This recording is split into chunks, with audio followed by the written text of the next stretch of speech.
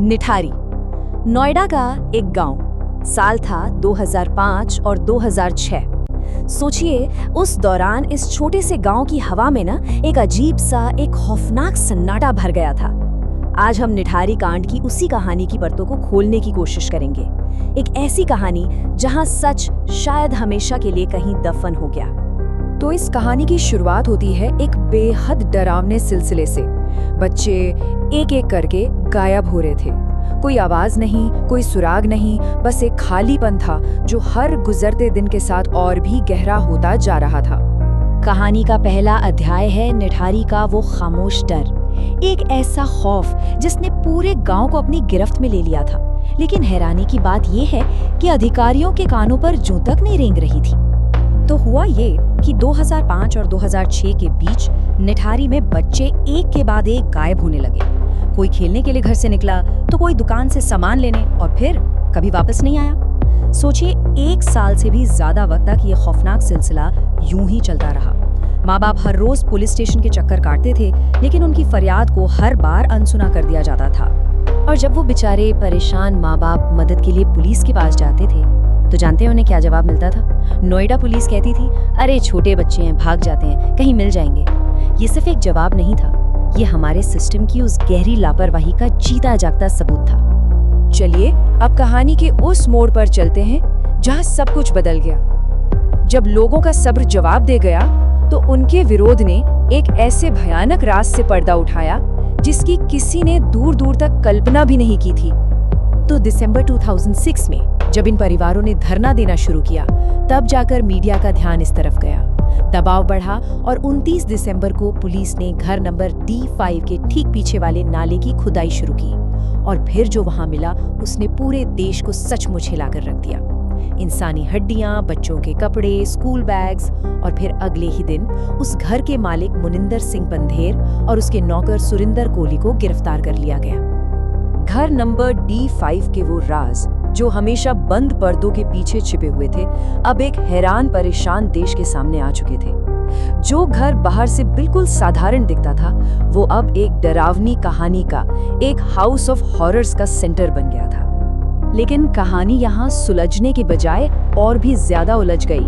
मामले में एक नहीं बल्कि 2 अलग-अलग जांच हुई, और इन दोनों जांचों ने मिलकर सच के ऊपर कंफ्यूजन का एक गहरा कोहरा डाल दिया। यहाँ ये जो विरोधाभास है वो बिल्कुल साफ है।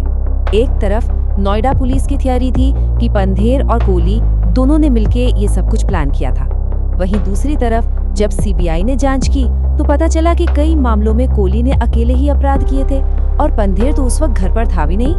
CBI ने ये भी माना कि शुरुआती जांच में बहुत सारी खामियां थी और सबूतों के साथ भी खिलवाड़ हुआ था। तो वो जो हाउस ऑफ हॉरर्स की एक सीधी सादी कहानी लग रही थी ना, वो अब बिखरने लगी थी। अब उसकी जगह ले ली थी जांच के तरीकों पर उठ रहे सवालों ने और गहरे शक ने। असली सच क्या था, ये अब और भी धुंधला हो गया था। और इसके बाद शुरू हुआ 1 दशक लंबा अदालती ड्रामा, जिसका अंत एक ऐसे फैसले के साथ हुआ जिसने वाकई सबको चौंका कर रख दिया। देखिए, 2007 से 2017 तक 10 साल तक कई मुकदमे चले। हर विक्टिम का केस अलग अलग लड़ा गया। इस दौरान जज बदले, वकील बदले, सबूत भी बदलते रहे। फैसलों में कोई तालमेल ही नहीं था। कभी पंधेर को दोषी ठहराया जाता तो कभी उसे बरी कर दिया जाता। ये केस भारत के सबसे उलझे हुए मामलों में से एक बन चुका था। और फिर सालों बाद अक्टूबर 2023 में इलाहाबाद हाई कोर्ट का एक जबरदस्त फैसला आया। कोर्ट ने साफ साफ कहा, इन्वेस्टिगेशन में खामियां थी, सबूत भरोसे के लायक नहीं थे, जो कन्फेशंस लिए गए वो सेफ नहीं थे, और सबूतों की जो पूरी चेन होनी चाहिए वो टूटी हुई थी। ये प्रोसिक्यूशन के पूरे केस पर एक बहुत बड़ा सवालिया निशान था। और नतीजा, केस खारिज।